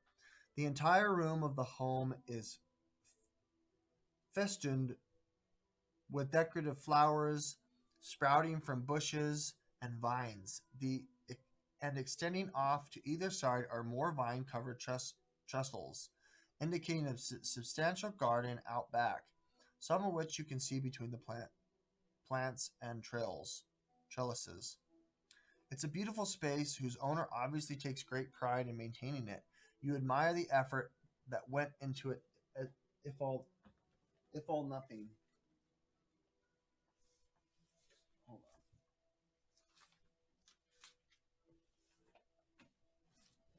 on. I may have something for this. Yes. Yes, I can finally use these. Look at this. Look at all these cool little things I can add. These are all representative of the flowers that are around. These beautiful bushes. He takes such good care. Oh, I do have some horses and horse-drawn things. Okay. I don't have a roof. I don't have any more plants. That's good. As you're not sure if the herbalist Tormund is expecting you, you can either knock at the door or take in more of the surroundings to see if there's anything of interest. I think we're gonna do that. I think what I'm gonna do is I'm gonna go to page 77 and do a perception check of the surroundings. 77.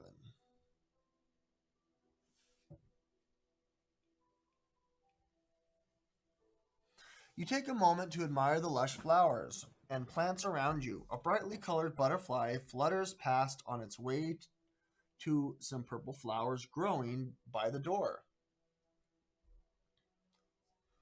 And bees hum constantly among some of the colored blooms nearby. It smells sweet and green in a way that you could lose yourself in a moment. Hey, did someone chat? Oh, someone's got. I'm gonna kill this.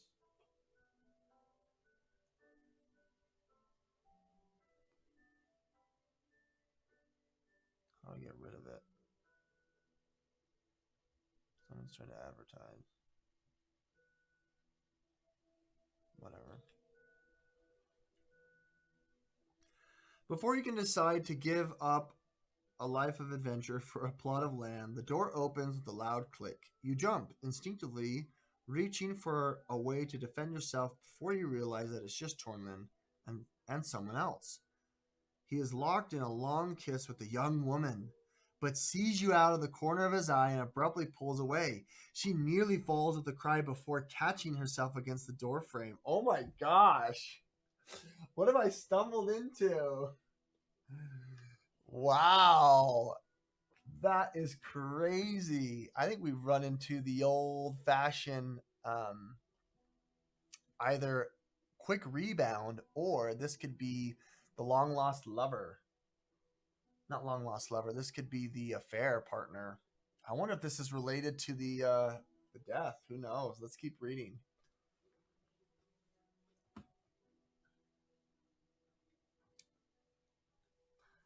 Uh, Tormund stammers a moment before reaching into the house and handing a woman the satchel from an herbal tea. Here's some medicine for your sick aunt. There's anything else? The woman has now noticed you as well and blushes. Oh, no, no, thank you. I'll give this to my sick aunt. She grips the satchel tightly in her fingers and excuses herself. Tormund offers you a sheepless smile and half shrugs. You can chastise the herbalist, ask him who's his guest, or say nothing at all. I think I'm going to say nothing at all. I don't care about what other people do. Gain inspiration. Okay. I told you they give it out pretty regularly. We'll let that quick rebound after his wife died last week. We'll let that simmer.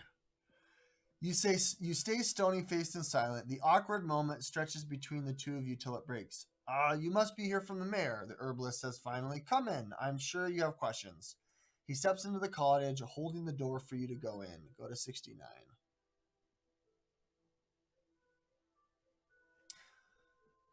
Not 96, 69. Looking embarrassed, but not able to resist glancing after his guest, Tormund closes the door behind you. The herbalist's cottage is a riotous sensory experience. Fresh flowers sit in vases and lie in bunches on various surfaces. More flowers, herbs, and roots hang from a special drying rack among the ceilings. The windows are all hung with vibrant purple flowers in every stages of drying out and are evenly spaced with small bunches of daisies tied up with purple ribbons. It's so difficult for you to tell if they are medicinal or decorative, but it a lot looks like a bit of Manaline's influences in the space. The odors come in waves, some medicinal, some astringent, others floral, herbal, and fruity in waves. It's intense, but not unpleasant. Torlin reaches for a kettle just starting to bang away over the burner. Clearly, he had started the water for tea with some expectations of a different companion. He selects a packet of herbs and wildflowers amongst without looking and tosses them into a teapot and douses the tea in boiling water from the kettle. He pours 2 cups and hands one to you. Bitter steam wafts from the yellowish liquid in your cup. He eagerly watches you to see if you like the tea. You may drink the tea or refuse the tea. I'm going to refuse the tea. I'm a criminal. I don't accept tea from random people.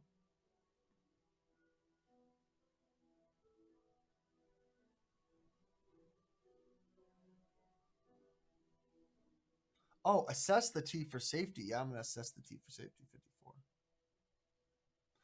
You don't immediately recognize the tea's ingredients based on its appearance or smell. How do you assess the tea safely? You can cast detect poison and disease, use an intelligence nature check, or a wisdom medicine check.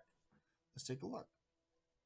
As far as our skills go, medicine would be a +1. A nature check would be a -1. So we'll do a medicine check. I rolled really high. Oh, I keep missing the rolls. We'll roll again so you guys can see. We will do a medicine check.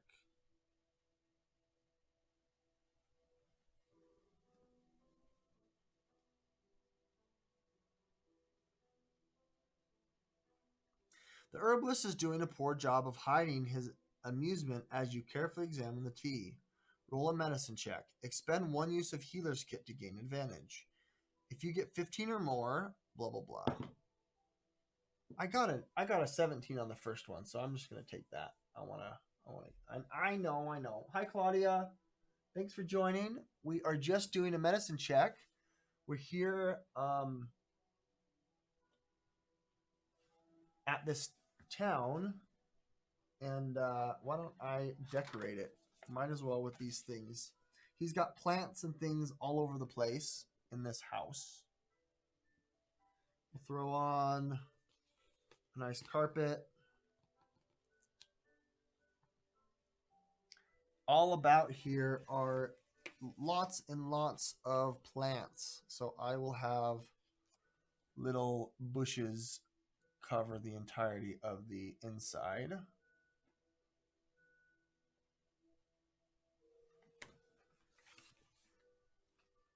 And then he had a pot of tea, which I will put over here. And then I will sit at the table. There's no table. I have a big table. Oh, there's a table right here. What are you talking about? Table right here. We can sit at the table. I'll move the rug over.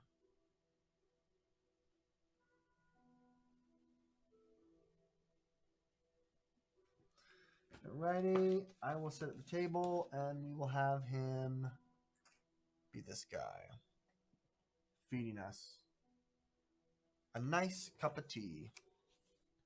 I got 15 or more. We will go to 78. You identify some of the medicinal herbs in the tea and determine that it's not just safe, but it probably excellent for I don't know what this is. Decoction for your health. The purple flowers hanging in the windows are a bit concerning as they are wolfsbane, a dangerous nightshade normally, but a potent medicine in the right hands. Drink the tea now. Refuse the tea. I'll drink it. I am not immodest. I am a good man. An invigorating blend, unlike anything you've ever tried before. Despite the bitter aroma, the decoction itself is earthly and a little sweet. Gain the benefits of a short rest. You let Tomlin know that the tea is really good. Thank you. It's an old family recipe used to give us stamina. It's best to drink it when the mix is fresh, so I didn't see any point in wasting it just because you paid a visit. You look over, and it seems he's finally overcome his embarrassment and eyeing you with a sly smile. You look up at the cup for a moment. Oh no, just stamina, nothing mood enhancing, so shall we get started? You agree and begin to set aside your empty teacup. That's funny. I'm sure it was to set the mood. Okay, we will finish this last section and then call it quits. So I guess you're here to ask me about Maybelline, Tomlin asks. You let him know he's correct. The herbalist sighs and sips his tea. Pain springs into his handsome features, and he looks past you in the middle distance. Maybelline and I have known each other for forever, of course, he says. She's the queen of the marketplace and has been since she was a child, I'm told. Even when running her family vegetable cart, she still kept everyone organized and mediated conflicts, and I am the town's primary medical authority, for the mundane medicine at least. Roy and Selene help when divine intervention becomes necessary, but still, I know everybody anyway. A slow, sad smile spreads across his face, and then sometime there 3 months ago, something just clicked. We danced at a tavern to a bally song, kissed in the moonlight, and planned to wed within the month. We were just perfect for each other. And then the tears start. I'm sorry. Thank you for being here to help uh, find whoever or whatever this is that no one else will have to feel this kind of pain. It's no wonder her parents are holding themselves up in the farm, refusing to talk to anyone. Maybelline was a bright and shining star who will be dearly missed. What else do you know? Ask Tormlin was was the night. Ask where Tormlin was the night Maybelline died. Ask Maybelline had any enemies. Ask if Tormlin has seen anyone or anything strange around town lately. That would make more sense. 62. Tomlin rubs his beard, which he probably knows highlights his jawline. Nothing strange except maybe that the wolves have been more vocal than usual. There has always been wolves around, but they seem louder and closer in the last few months or two. You ask if the wolves have ever been a threat before. Only to livestock, Tormund says. But now I think about it, there was also some talk of a couple strangers that for some reason made camp near Emmett and Tilly's farmstead. Why wouldn't someone stay in town? There are lots of reasons, Tormlin says with a shrug. If they haven't coin, maybe, or if they're like Roy and just prefer to sleep without without walls hemming you in. But there have also been some farmers complaining about thefts. If these, whoever they are, well, if they're up to no good, that could be why they aren't staying in town. Could they have done this? The herbalist's voice tightens as he makes the realization, and his eyes flash with anger. But you assure him that you will find out. You can continue questioning Tormund if there are still some questions you haven't asked him. You could ask him where he was on the night of the death, or where if Maybelline had any enemies, or if you haven't have anything else to ask, you can go bid Tormund farewell. We're going to ask about her death on the night. When you ask Tormund where he was that night in Maybelline's death, a dark flash of anger crosses his face. However, his expression quickly dissolves into shame. I was with friends, he says. Oh no, not that kind of friend. The girl, he's probably referring to the girl that he was macking out with. Maybelline and I had a whirling courtship, so there was no stag party. That night became it. When you ask if anyone else can confirm that, he rattles off a bunch of names, has a dozen or more people from around town who can confirm he was there till dawn. Roll either intelligence investigation or wisdom insight check. Okay. I'm good at insight. No, investigation, +1. We will roll an investigation. I will roll with advantage.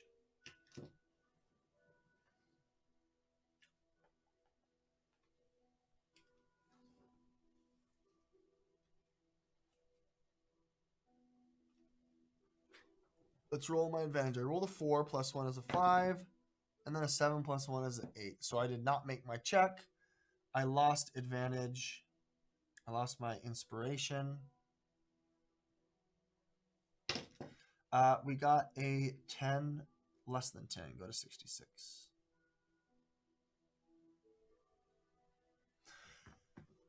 No, it's 66.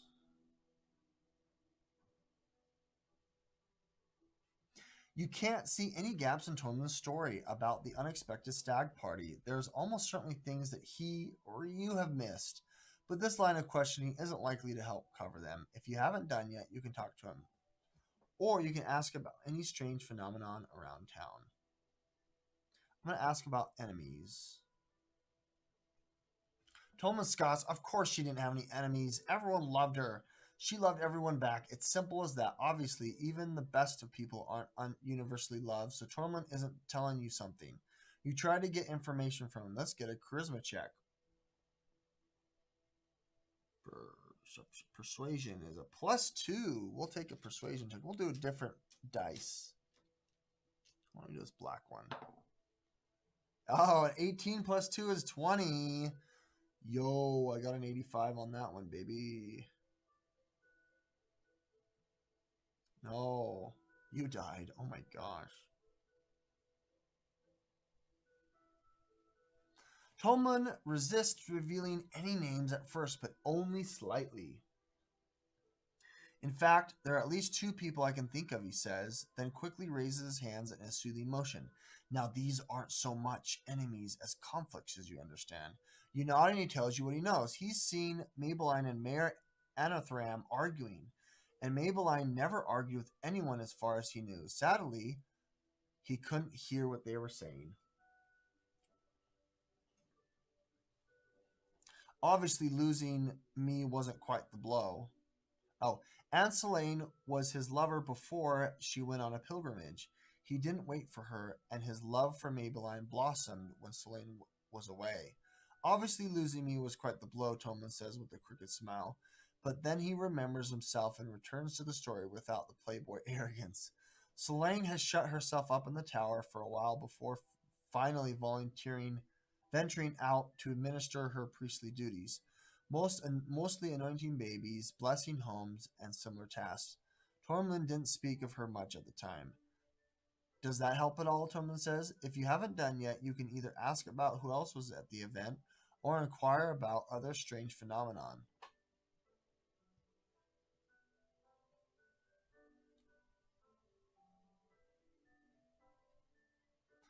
I'm asking about the event. Well, just other men, Tormund says. At some point, Selene was passing through on her way to speak to someone. She looked a little haggard, but was with her usual cheery self. She stopped over to say a quick hello before rushing on her way. You ask how familiar Tolman is with Selene and her usual self. Well, he shrugs, but more to relieve himself of some strange emotions of uncertainty. We were lovers before her pilgrimage, but while she was gone, Maybelline and I fell in love. You ask how Selene took it. Not well at first, but she came around. She even agreed to perform the wedding ceremony. You ask if that's typical for Selene to perform ceremonies like that. Her or Roy, he pours himself another cup of tea. Roy was there with us. Actually, he left early though, when he started sneezing and coughing up a fit. Oh, Roy's the one that's got a weird spell on. You can still ask about Maybelline's story within him in the first, or if you haven't done so yet, you can ask about Maybelline and enemies, or if there hasn't been anything suspicious in the town. If you have no further question, you can also take your leave and continue the investigation elsewhere. We will go to 105. You say that Tolman has been very helpful so far, and you get up to leave. Tolman clears his throat as you ready yourself to go. Before you move on, adventurer, there is something going on here that I'm worried about related to Maybelline's death. The past few nights, something has been tearing up the garden, destroying months of cultivation, and there are strange clawed prints in the soil many mornings. You ask what could we possibly do to help. Well, obviously I'm a lover, he says, not a fighter. Please check the garden before you go. He seems genuinely earnest and fearful, so you feel as though you should check it out. Go to 78. Tormund shows you to the garden outside the back of his cottage. The lush space is a riot of color and smells, but it's also well organized. It's more of a small farming plot than what can be reasonably called a garden. Flower beds and traces of green herbs dominate the plot where the climbing vines cover trellises that make up the fence. One of the beams anchoring a far corner of the trestles have fallen over the place. The place smells amazingly, and bees lazily hum from blossom to blossom. From here, you can examine the flower beds, take a look at the fallen post, or walk the trestles perimeter. I think I'm going to end here. It seems like it's going to pick up. So with that said, this ends the first chapter of this solo story. I thought this was really fun. We ended on 78, and we made our way through Langston into a town, into a tavern, into an inn, and we made our way to the herbalist's house. That's where we are on this map. I will set this aside for the next session, and maybe in a few days we will reconvene. But this is the first chapter, the first part, the introductions, and the funeral. With that said, I'm Andy with Fate's Forge. This is my live stream. Thanks so much for watching, and we will catch you on the next one.